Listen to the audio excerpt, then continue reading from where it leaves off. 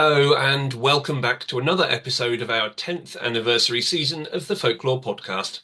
I'm Mark Norman, folklore researcher and author, and on today's episode, it's going to get a little spooky.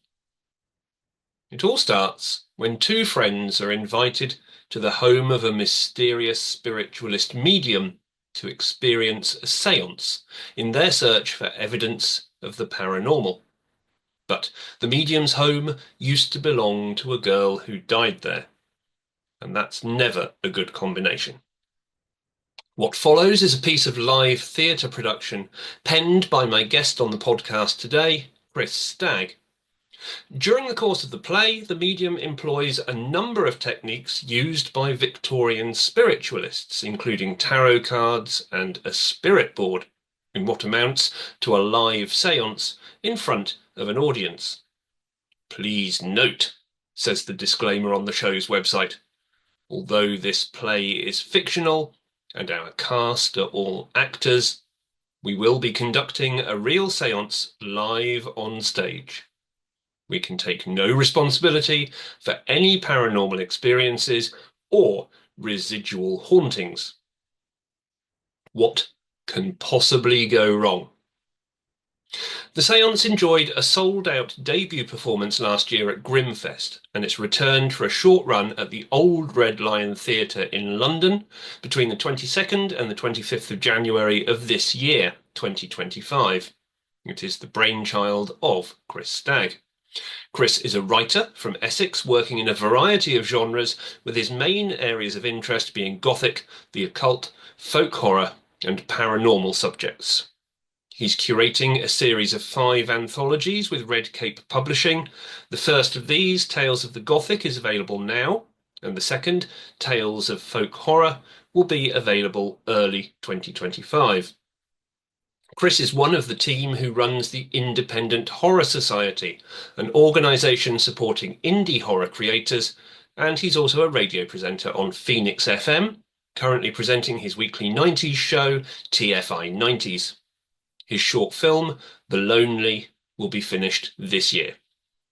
Here's my interview with Chris Stagg. Chris, hello. Welcome to the Folklore Podcast. It's great to have you here. Thank you for inviting me. Yeah, my absolute pleasure. So before we start to get spooky and talk about all things potentially spiritual, let's just talk a little bit about yourself first and lead into that. So tell everybody a little bit about yourself, what you do, and how you came to write a play about a séance. No problem. I'm Chris. I'm a writer from Essex. I have written all sorts of things. I'm one of the guys behind the Independent Horror Society, which was formerly the London Horror Society, and we've kind of transitioned to be more inclusive. We have overseas people now as well. Also a radio presenter for Phoenix FM in Brentwood. I have a weekly 90s radio show, which is the best decade for that kind of music. And I was born on Halloween, so I think it was always destined that I was going to be interested in kind of horror and the darker kind of things. And I just as a general interest kind of thing, I'm really interested in spirituality and occultism and folklore and that kind of thing. Is something that really fascinates me. And I kind of I always kind of I always wanted to write horror. It's probably my favorite genre. I like all sorts of different things, but primarily I would say that horror is my favorite. I like to watch, to read all different types, but in terms of writing, occult horror, folk horror, paranormal, gothic, that kind of thing I like. More psychological things, kind of slow burn kind of things are the kind of thing I like, and the kind of thing I like to write as well. I shall check in with my cousins just as a sideline because they live in Brentwood, so I'll make sure they're listening to your radio show. Otherwise, they'll be brilliant! There we go. Just point them in your direction. Okay, but let's focus more on the kind of occultism and folk horror side. Then we'll start with your writing a little bit before we get into the play, if I may. You're curating a series of anthologies at the moment, aren't you? Looking at kind of Yes. different occulty, folk horror-y themes. Tell us a little bit about those. So there was I think it was 2022, 2023. I think it might have been 2022. I had a story published in an anthology with Red Cape Publishing. This anthology was called Unceremonious by Tony Sands, and it was a curated anthology. So he wrote a story and then he selected a few others to go in. And the idea of the anthology was that it was an award ceremony, and each of the writers were given an awards category at this event, which I thought was a really cool idea. And I really enjoyed the story that I wrote for it, which was selected, obviously, which was really, really good. And I just got into a discussion with the publisher who really liked what I did, knew I was very supportive of horror. And I just had an idea. So I had a suggestion for creating my own series. And we're actually doing 5 books over the course of about 2.5 years. The first one is out, and it's tales of the Gothic. That was always wanted to be my first one because the publisher was doing quite a bit of like straight up horror at that time. And what we did was we kind of did a call out, all sorts of websites and online, send us your stories, and it was an absolute pleasure to read through them. Really high quality stories and try and whittle them down to 9+1 for me for the anthology. And I can remember as it got to the end, I've got great difficulty because it came down to kind of what would actually work together rather than actually I don't really like this one or anything like that. It was literally similarities between stories, what would complement each other. I'm really happy with the finished product. We've just got together the stories for the next one, which is Tales of Folk Horror. And I'm really, really pleased with this one. We had a massive response. It's a really popular genre, as you know on your podcast. We got loads and loads and loads. It took me a long time to read through them, but they were genuinely fantastic.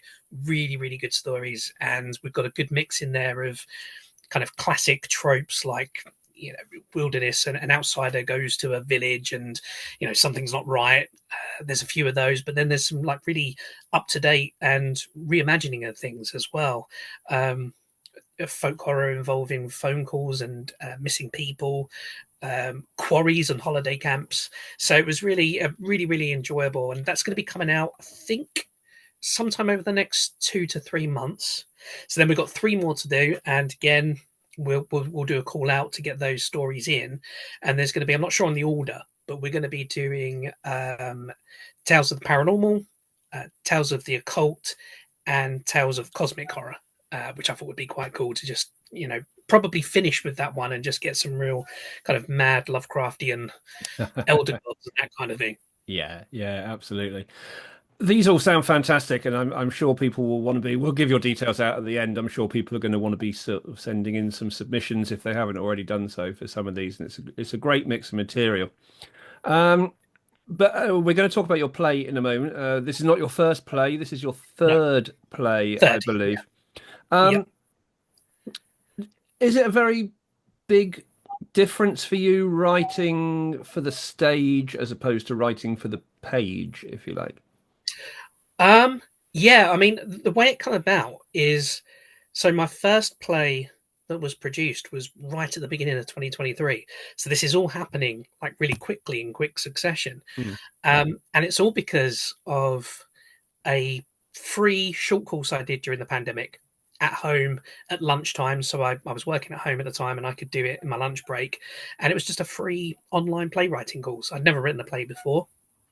I thought, oh, it's another string to my bow. I'll give it a go. It's a new skill to learn, and I just absolutely loved it. I mean, if it was a really good teacher, it was with Dawn King, and I believe I may be wrong. I believe it was with High Tide, which is kind of an East Anglian initiative for playwrights, and it just kind of escalated from there. So I finished the course, great. Thought it was really really good.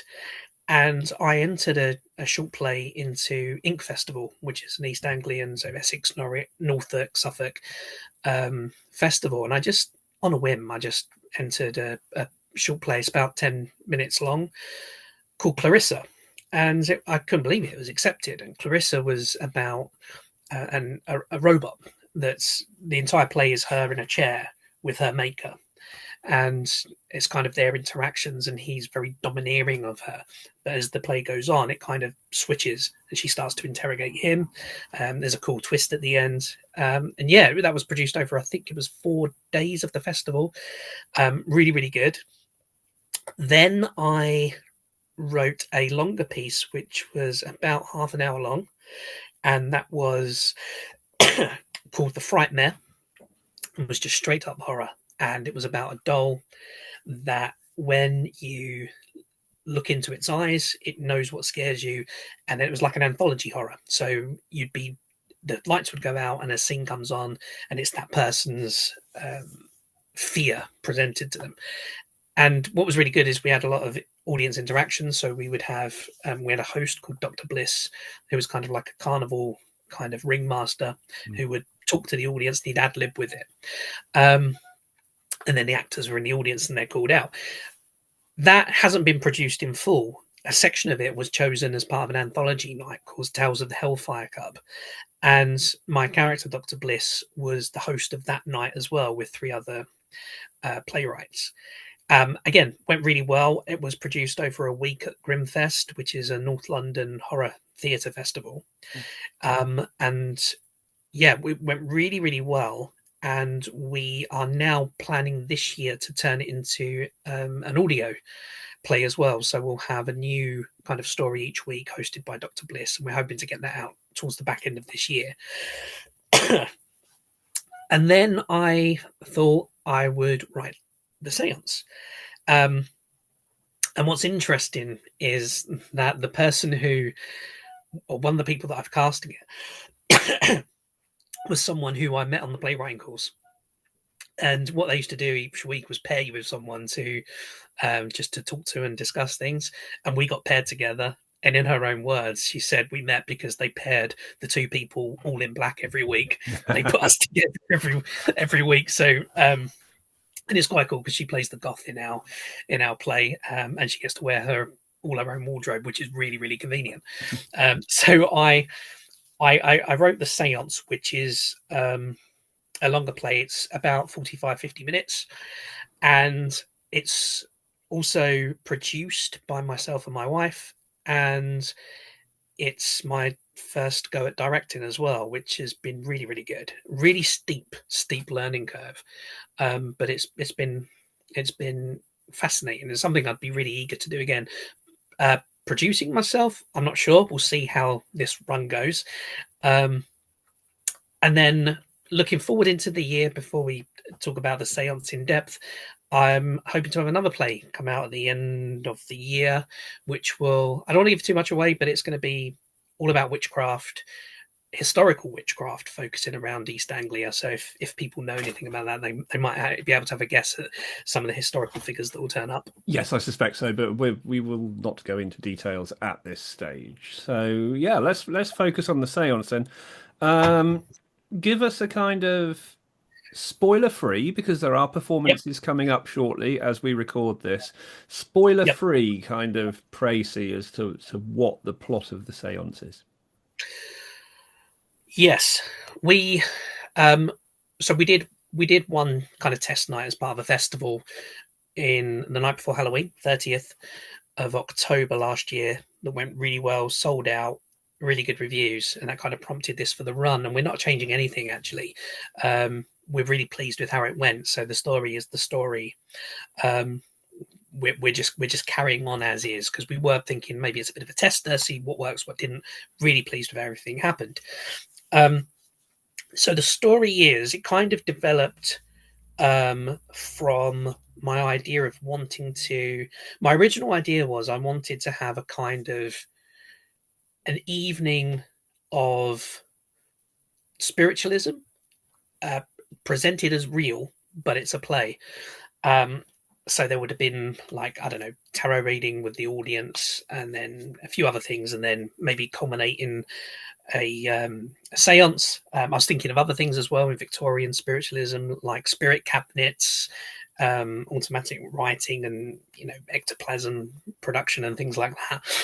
And but at that stage, it was just kind of drawing ideas together, and I wasn't sure what would work. And it became clear that it wasn't going to be very long if it was just his a seance.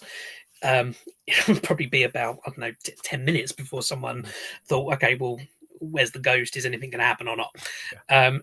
So I decided to I'm going to do it as a traditional play. So it kind of became yes, they are doing a seance on stage in a haunted venue, allegedly.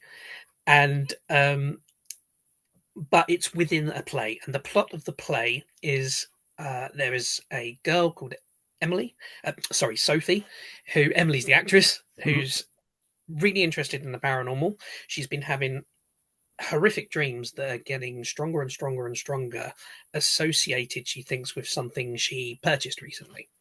Her friend goes with her.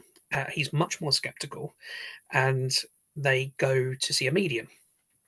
And the medium tries to tease out what these dreams mean, what's happening, and what the relevance is to the disappearance of a girl some years before.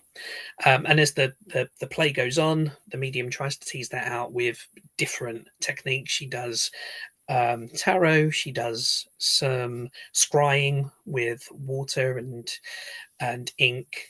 She uses puppets. And then on a Ouija board as well. We do a spirit board, and then it culminates in the seance at the end, the actual real thing. Bearing in mind that this is a podcast which talks about folklore, the beauty of folklore being that we care not a jot whether stuff is real, in big inverted commas, or not, because we're interested in personal experience and things like that. Spiritualism, seances, spirit boards, they're a kind of divisive topic. You have people who are very much believers in the subject, people who are very much skeptical, and those that kind of sit in the middle. Was it difficult to deal with the material in a kind of respectful way because of that, do you think? I don't think it was difficult, because it's a subject that I've been interested in a long time. Sure. And because I've, online you can have discussions with people. I've kind of along the way seen how aggressive people can be in defending or putting their views on other people. So there'll be lots of discussions online. Like I used to be part of some paranormal groups online where people would share pictures, and you would have skeptics who could be extremely disrespectful when people say, what do you think this picture shows?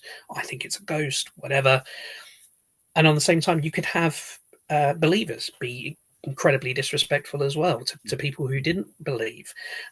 But there is a very easy balance to just to be respectful in that sphere, and that is that it's your view.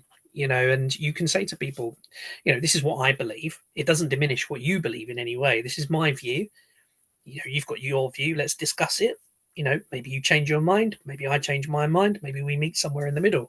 And I think it's just about, it's a kind of empathy, really, in understanding that people have very strong opinions on this. And it's closely related to religion as well. Yeah. And a lot of the paranormal religion can kind of creep into that boundary, and obviously that's, again, it's very personal to people.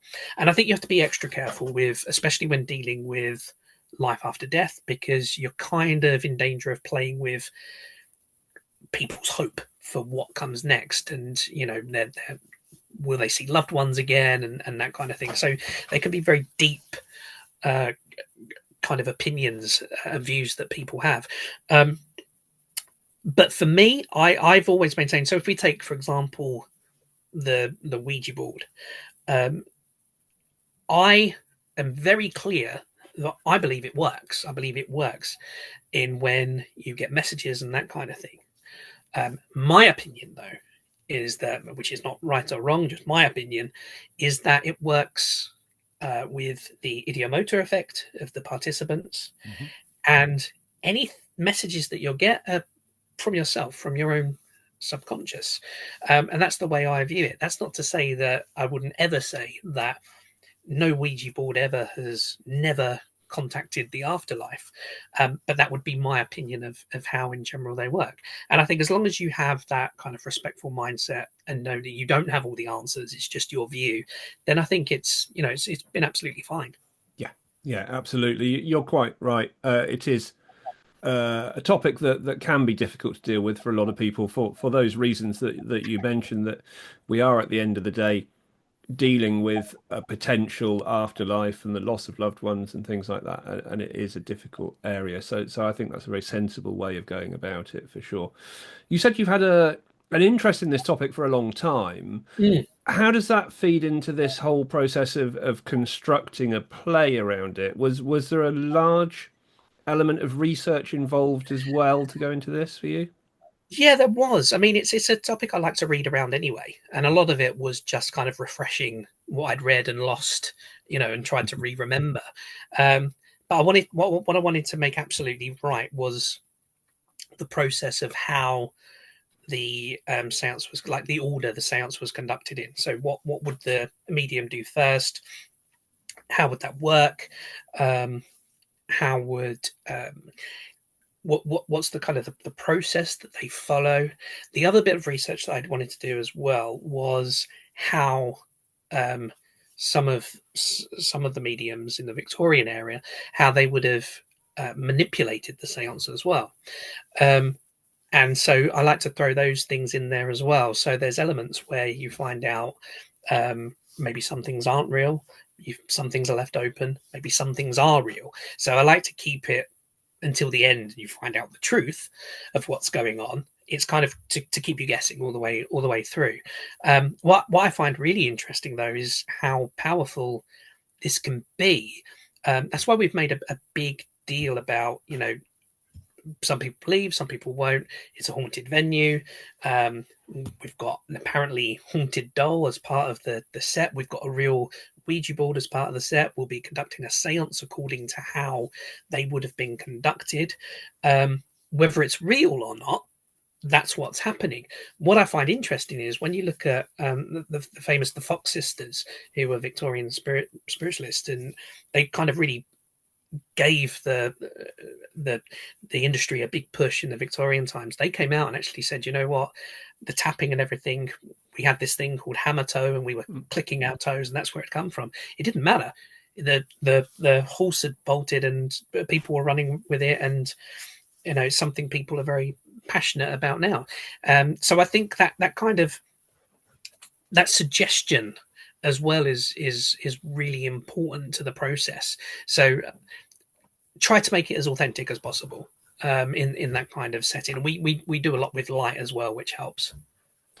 Did this bring up an ethical dilemma for you? Because you talk about using a real Ouija board and essentially conducting, albeit a constructed seance in the way that a seance would be constructed. Did that bring problems in terms of the ethical approach to this material? It did. I mean, I wouldn't say problems, but it did take a lot of consideration and a lot of conversations as well. So one of our cast is very skeptical. One of our cast is on the fence. One of our cast is a believer. And I just wanted to make sure that this person was absolutely comfortable with what was happening on stage. Whether our views align, irrelevant. What I wanted to make sure was that it was always respectful to the views that they had, to all of them, and that they were comfortable doing what I was asking them to do. And there were some conversations that we had about it, make sure everything was okay. They were okay. And they are okay to continue. They're coming back for our run, so they were very okay. But it was something that was a big consideration.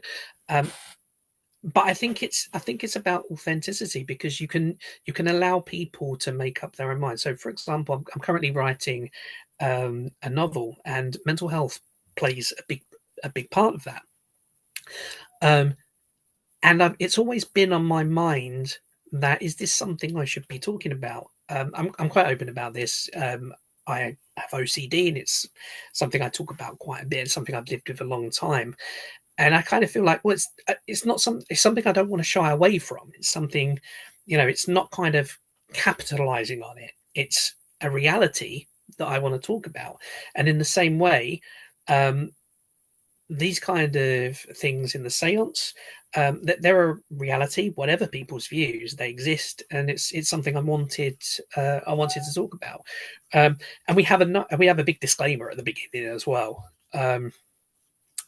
because we have a really great actor, Nicholas Vince, who was in Hellraiser 1 and 2 as one of the Cenobites. He's quite big in the indie horror world as well, and we had him record us a really good disclaimer at the beginning to kind of build the tension, but also to make clear as well that what we're doing here is considered real to a lot of people, and if you're not comfortable with that, then maybe this isn't for you.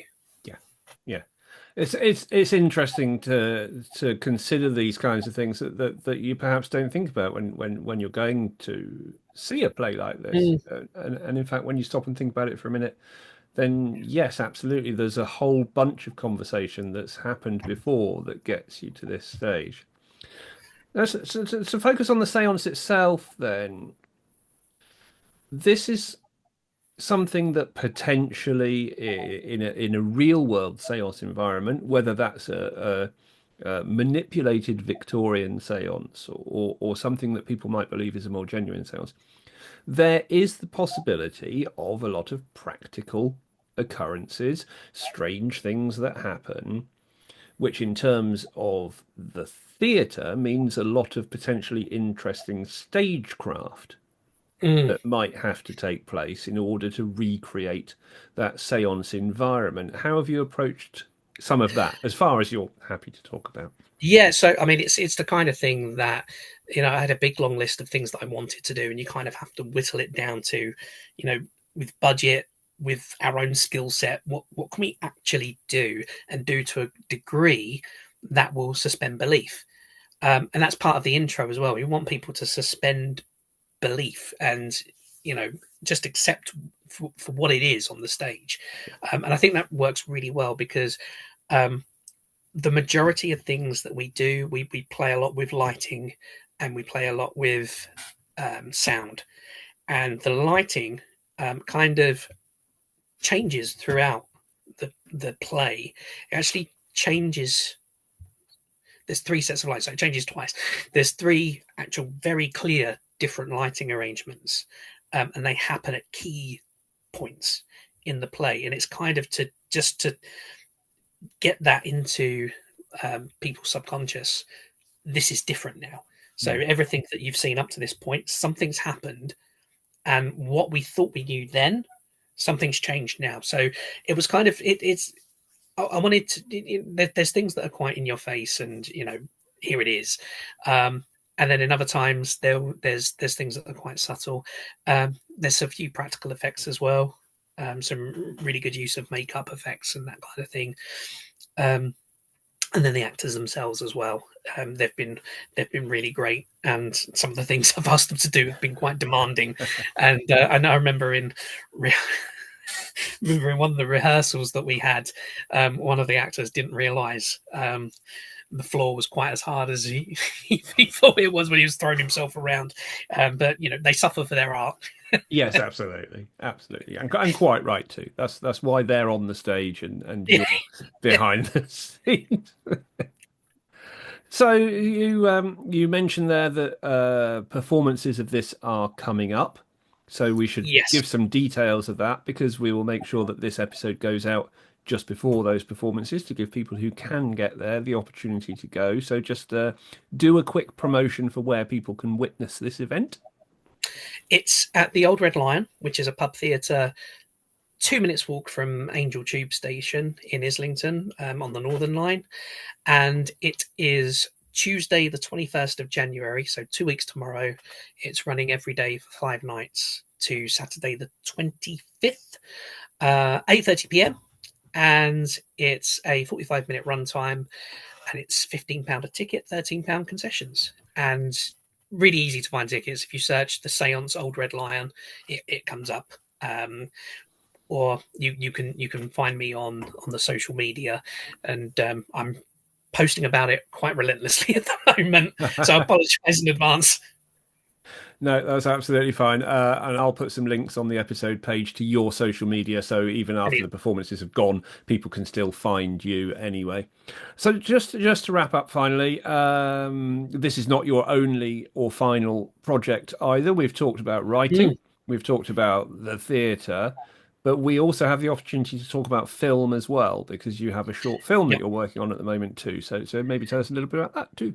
Yeah, so as part of the Independent Horror Society, we do a lot of work supporting indie filmmakers. So it started as a website, and it's still free, and it does all kinds of articles and reviews and that kind of thing.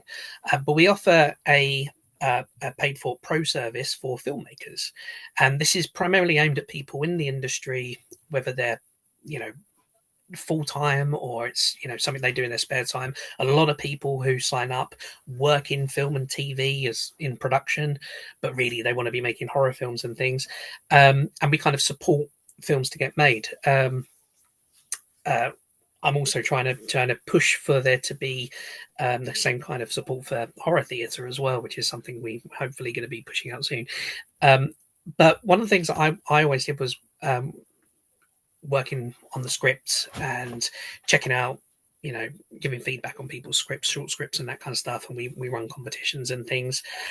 And then I thought, I'd done a lot of script work, but I hadn't actually ever filmed anything before because, not a director or a producer. So I thought, I'm just gonna have a go, and wrote the family in. So the film features all three of my children, and my wife producing and doing all the camera work. Yeah, we filmed it over the course of a weekend in my in-laws' house. I'm not sure if they're aware at this stage. I think they are. Were they happy about it? I'm not sure, but that was last year now, so I think I'm no longer in the bad books. But it's about a little boy, my oldest son, who is staying with his mum, and he's in this house alone to quite late at night, and he gets visited by some ghosts. And it's just a little 10-minute short, but what's really cool is we did everything ourselves. We had loads of fun doing it. We were up quite late filming. It was a really steep learning curve as to actually how long things would take. And it was really good. I mean, all three of my children act. My wife is a chaperone on set. So kind of they were all consummate professionals, and I was just kind of continually saying, now do this, now do that. I don't like this bit that I wrote. We'll do that bit again. But yeah, it was really, really fun. And hopefully we're going to get that edited now and get it into some short film festivals this year. Perfect. We'll look out for that in the future for sure. Let's wrap up by, just because you mentioned them a couple of times, we ought to tell people a little bit more about them. The Independent Horror Society. Just kind of define what the society is about and how people can be involved with it if that's their bag. Independent Horror Society. So we have free and paid membership. So anyone can go on to the website and read articles. I very occasionally write articles myself, nowhere near enough as I probably should. But we have lots of articles on film reviews, things like reviews of scare mazes, interviews, things coming up, that kind of thing. We also have a free membership, which is people would sign up. They then get our newsletter, gives us, events and things that are coming up. And then we have something called the Independent Horror Society Pro Service, which is a paid for service aimed at independent filmmakers and in supporting them to get their films made. So there'll be a lot of things on there. Like we have a really active Discord with people supporting each other. We run competitions and film screenings, networking events. We have discounts and things with like insurance and equipment hire and that kind of stuff. So going really, really well. And with, I'm not saying that the society can claim this prestige, but a lot of the people we've been working with have gone on and got their shorts made, and that's what it's all about. We're all volunteers, and it's just about getting independent horror made. And as I say, hopefully I'm going to be pushing for that support to go to indie horror theatre as well this year. I think that would be a fantastic addition. I'd certainly be interested in seeing how that develops. Chris, this all sounds fantastic. Thank you so much for taking the time to talk about it today. I hope a few people can get along and see the seance. You got plans to revive it again after these performances? I would like to, yeah. I mean, my wife's actually, keeps mentioning Edinburgh Fringe, and I just think, I mean, I would like to. If we could get, I don't know about Edinburgh Fringe, but if we could get a little run somewhere in Essex, I'd quite like that. Yeah. Maybe other venues around. If family can put me up, I've got family in the West Country and Suffolk and that kind of thing. So you never know. But I think after this run, I'm pretty sure it's going to be done for at least this year. Fair enough. Well, I'm in Devon, so if you come down to the West Country with it, then I'll be there to have a look for sure. I thought you was offering to put us all up. Well, it's Devon. There are barns everywhere. It's not going to be a problem. That'll do us. Perfect. Chris, thank you so much for coming on and taking the time. Very welcome. Thank you for having me. Thank you. If you're watching this episode when it comes out, then you can book tickets to see the seance if you move fast. If you head over to the episode page for this episode of the podcast, you'll find links there to Chris's social media places where you can go and follow his work too. I hope you're enjoying the increased slate of content for this 10th anniversary season of the podcast. You asked for weekly content when I asked you about it on social media, and so far we've achieved that. And a little bit more with our bonus episode with Grady Hendrix. I'll be endeavouring to keep this up, but it is hard work. If you'd like to lend your support, you can join the Patreon page at patreon.com/the Folklore Podcast, where you can subscribe from as little as £1 a month to get exclusive extra content. You can also join as a free member if you prefer, and you can hear a little bit more on there that way too. And if you'd like to make a one-off donation, you can do that too on the front of the Folklore Podcast website. If you can't afford to lend support in that way, then please just share my content and recommend the podcast to your friends. Don't forget you can sign up for my free newsletter on the website too. Those should be out each month this year. And I'm writing and releasing daily folklore content and reels and videos on the social media platforms. If you use Facebook, please follow the podcast's Facebook page. If you're on X or Bluesky or Instagram, then the podcast is easy to find there too. Now, engagement is really important, both to bring more people to the show and also to remind me that you like what I do. So please do keep in touch, comment on posts or email the show. It gets very lonely on this side of the camera otherwise. Next weekend, I'll be releasing an interview in a new series, which I'm going to be calling Folklore Podcast Rewind.